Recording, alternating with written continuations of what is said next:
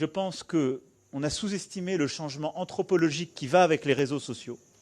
Alors toujours, faut en rajouter des caisses.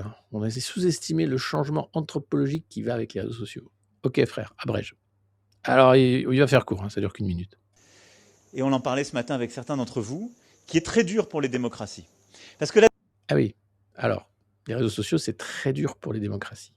Parce que la démocratie, c'est quoi selon Macron? La démocratie, à un moment donné, malgré tout, c'est de dire on produit de l'intérêt général et on accepte que ce ne soit pas exactement ce que je pense. Et on décide de désigner des représentants qui ont une légitimité démocratique. Alors non, ça c'est la démocratie représentative, gros. Ça n'a rien à voir avec la démocratie. Et dans la démocratie représentative, il y a représentants. Mais alors, ces représentants sont censés représenter l'intérêt général. Comment expliquer que ces gens-là, en l'occurrence cette caste d'imposteurs, d'usurpateurs, met en place des politiques contraires à l'intérêt général, font que dorénavant 80% des Français rejettent les politiques d'Emmanuel Macron et son parti et tous ceux qui ont été associés à cette politique de saccage du bonheur de vivre. C'est pas la démocratie, c'est la démocratie représentative. C'est un vol en fait illégitime de liberté. La première des libertés, ça devrait être de dire mandat révocatoire unique, ça devrait être celui de pouvoir écrire la Constitution et donc de limiter le pouvoir de ces gens fous de pouvoir. Or, dans la démocratie représentative, on a droit à des gens comme Emmanuel Macron qui considèrent que la démocratie, c'est eux. Ah oui. Et que tout ce qu'ils font, c'est génial. Et que c'est normal, dans la démocratie, qu'il y ait des gens qui ne soient pas contents. Parce que c'est des cons, ces gens-là. Ils comprennent rien. C'est trop subtil et trop intelligent ce que fait Emmanuel Macron. Comprenez? Donc cette vision des choses, elle est profondément antidémocratique. Et vous allez voir, après, c'est encore pire. Et qui donc, quelque part, parce que le mandat que je leur ai donné pour un temps sur un sujet, je leur dépose mon pouvoir. Je leur dépose mon pouvoir. Non. Non, non. Tu es censé représenter les gens qui t'ont élu. Tu déposes aucun pouvoir. Et c'est bien ça. Aujourd'hui, la démocratie représentative fait que nous n'avons pas le pouvoir. Nous, les citoyens normaux, les Français normaux, le peuple, nous n'avons pas le pouvoir. Ces gens-là ont beaucoup trop de pouvoir. Donc il faut tout revoir. Une constituante, c'est la base.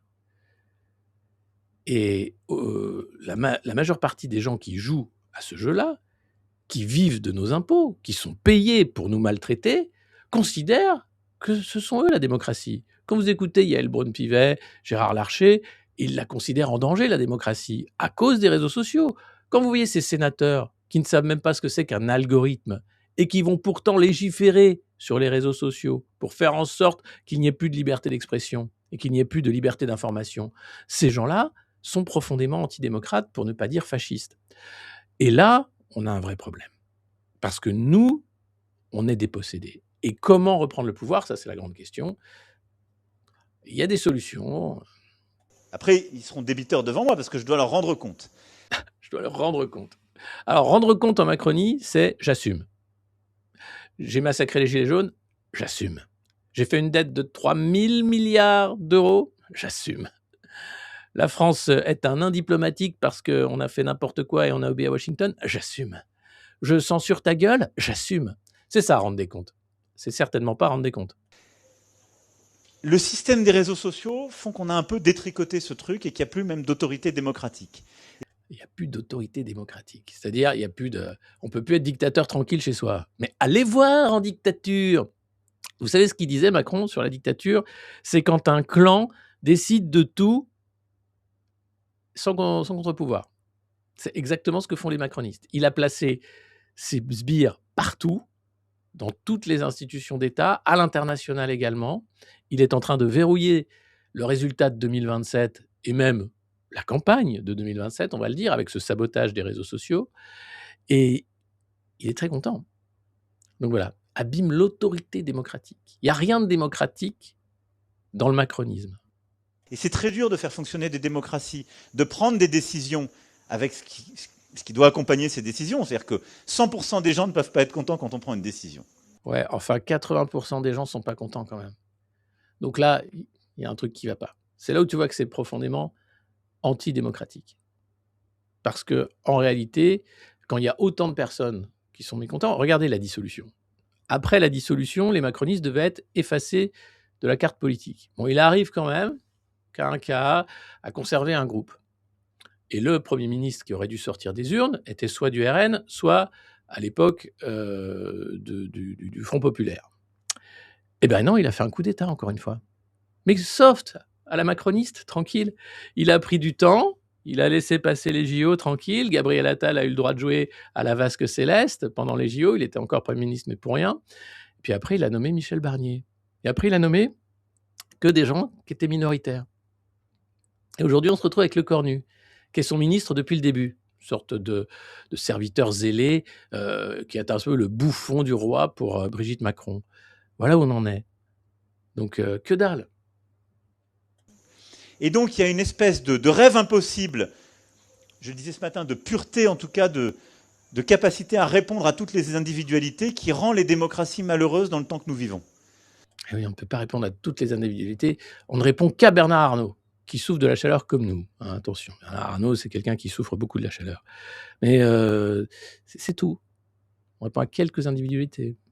Donc ça, va falloir qu'on règle aussi ce sujet. Il est immense, mais... Et puis, il va falloir qu'on rediscipline nos réseaux sociaux, parce que la démocratie va avec la renonciation à la violence et le respect, et on est en train de le... La démocratie va avec la renonciation à la violence et le respect. Les gilets jaunes qui ont perdu un œil, une main, tous ceux qui ont été victimes de la milice de Macron apprécieront. J'avais écrit une tribune sur Emmanuel Macron, président de la violence. J'ai jamais vu un tel président de la violence que lui. Il est d'une violence inouïe. Mais tout son discours, d'une perversité inouïe, est de nous expliquer que nous devons évidemment renoncer à la violence parce que nous sommes en démocratie. Quand lui utilise la violence pour conserver ce pouvoir très peu légitime en réalité et continuer un agenda contraire à l'intérêt du peuple français. Donc c'est pas possible. L'entendre, ça rend fou en fait quand tu l'écoutes au premier degré. Il est d'une perversité inouïe. C'est-à-dire qu'il dit tout l'inverse de ce qu'il fait. Et puis ensuite, il t'explique que quand toi, tu deviens fou, parce que tu vois que lui est pervers et raconte n'importe quoi, c'est toi le violent, c'est toi le danger, c'est toi l'antidémocrate. Mais qui est en train de mettre en place des lois qu'on peut comparer aux lois du Reich ? Oui, je passe le point Godwin, mais sans problème, sur l'ingérence intérieure. Qui peut encore parler de démocratie quand on a vu la répression politique ultra-violente du mouvement des Gilets jaunes ? Qui peut encore parler de démocratie quand tous décident au 49.3 et par décret ? Et quand on fait passer des lois de censure de la parole publique, année après année, pour continuer à mettre un carcan autour de la prise de parole publique des Français qui font que dorénavant, dire les choses sous son nom est un danger. C'est un droit. C'est même la base fondamentale des démocraties, la liberté d'expression.